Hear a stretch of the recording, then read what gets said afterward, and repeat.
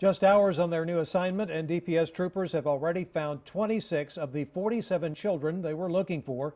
At 5 o'clock, we told you Child Protective Services and the DPS had special agents looking for them. It's part of a short-term push to make sure someone is checking on children who may have been abused or neglected. Tonight, KXAN investigator Kevin Schwaller is taking an in-depth look at how these troopers can help and the limits of law enforcement.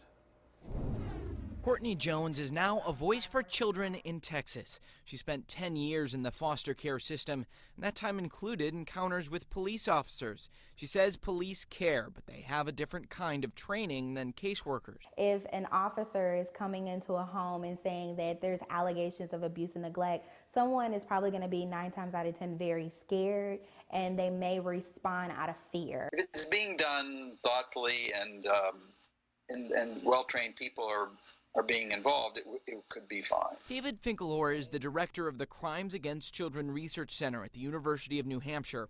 He's studied law enforcement involvement in CPS investigations. You can't just take an ordinarily trained cop and say, go check on the kids. They have to be people who have some knowledge about child development, how to do investigations, how to talk with kids. He says having law enforcement available to immediately rescue children makes sense, but many times investigators will show up to a home and find a complex situation where what's happening isn't immediately clear. But it's a short-term fix. Jones says the state now has to have a plan to help children if troopers find problems.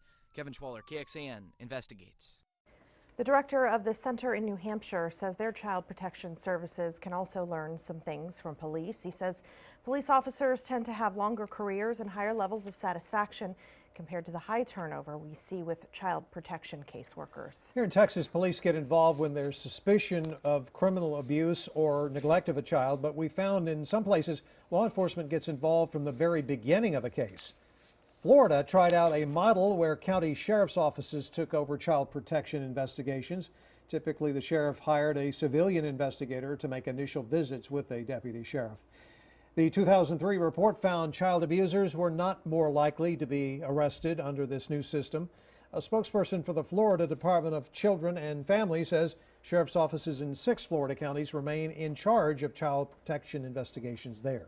And new tonight, the Department of Family and Protective Services is requesting a pay increase for all CPS workers, supervisors, and program directors across the state. The department is asking for a $1,000 per month increase in salaries. They hope it will keep caseworkers on the job and prevent more turnover.